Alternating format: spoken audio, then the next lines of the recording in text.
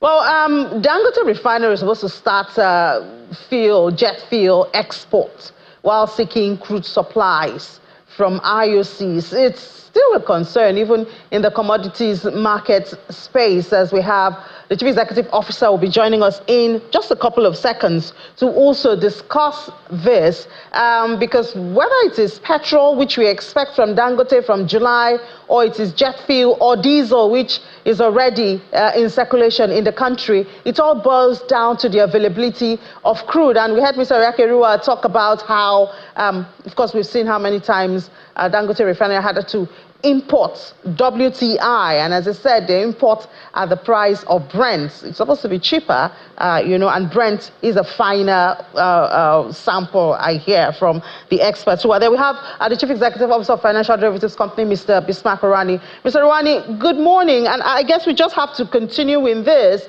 We're supposed to be getting petrol from Dangote.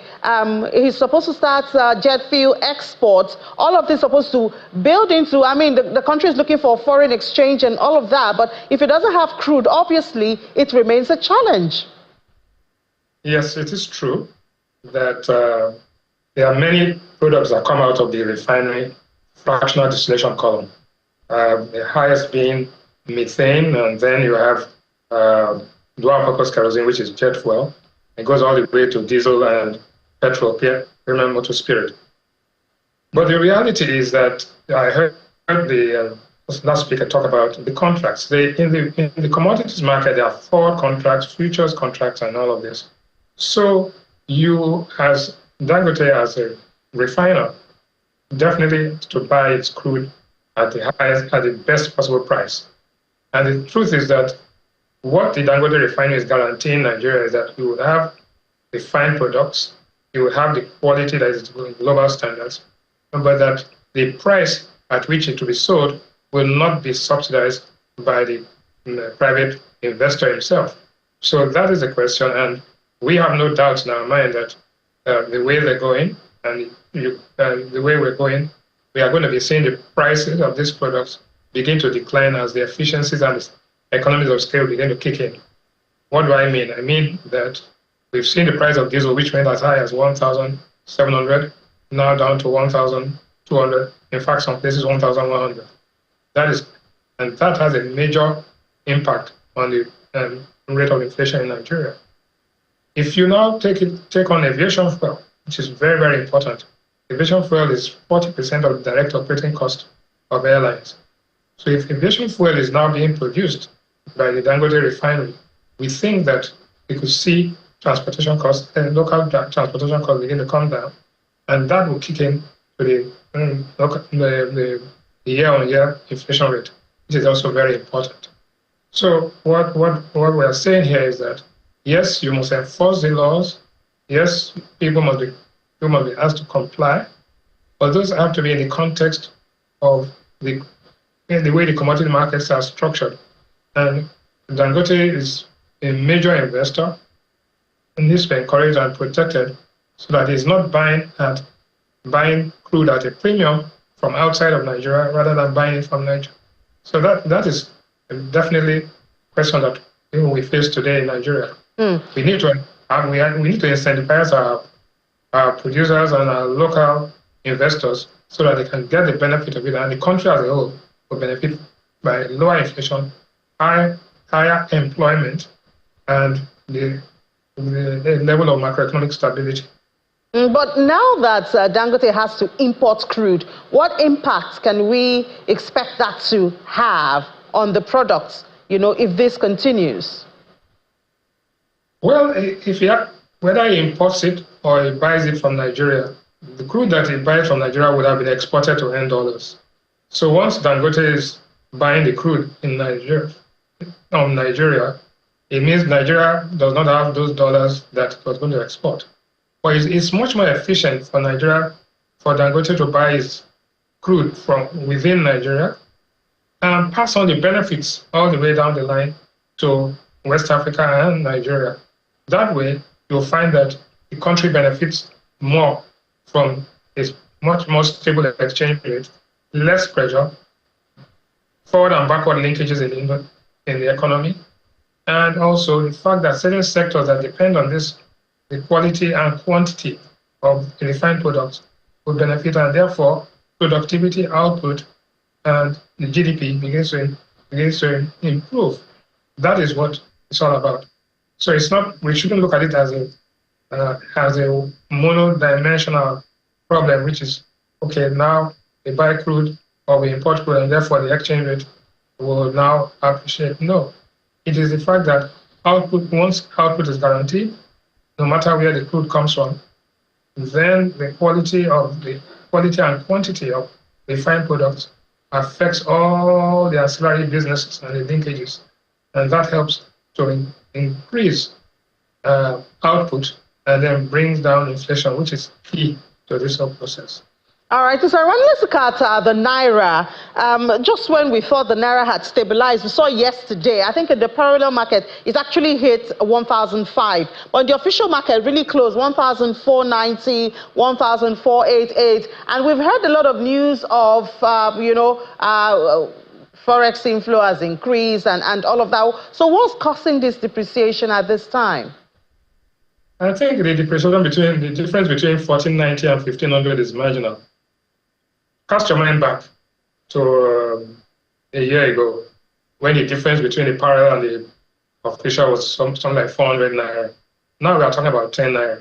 So I think what the central bank has done is to actually put out there a format, a market restructuring format, which allows people to, oil companies and others, to sell to end users in a willing buyer, willing seller basis. And therefore, there's a price discovery mechanism that is taking place right now, which makes it much more efficient. After that, then you begin to increase the supply into the market so that people don't get carried away. I think that once inflation starts to reduce, and we've seen signs that inflation begins to reduce from July, August, then interest rates begin to decline, and then the currency actually begins to strengthen based on increase in output, growth, and investment. So I don't want us to be carried away because there's a 10 naira depreciation in the last 2-3 days. No, the long-term trend of the naira value is beginning to show that the naira stabilized and then begin to appreciate over time as inflation begins to decline. You cannot take it in isolation. You have to take it in the context of what is happening to other variables, including inflation, interest rates, and output of goods and services. Yeah, well, at least PwC have said that we expect inflation to be at about 29%. But we had this conversation before the Salah or during the Salah, and we saw what was happening to commodities prices is after the Salah now, and it seems it's a mixed direction. We see for Gari is up 13%, rice is down, flour is down, beans is up. It's mixed. What's going on? But tomatoes is down sharply. Tomato isn't down sharply. I haven't seen it, Mr. Rewane. I've not seen that. I haven't felt it in my... 26%. Yes, it's down 26%. But I mean, every woman will tell you they have not felt that impact yet. No. Rice is down to 75,000, which is down by 6%. So it's the post-Salah reaction is what we're seeing.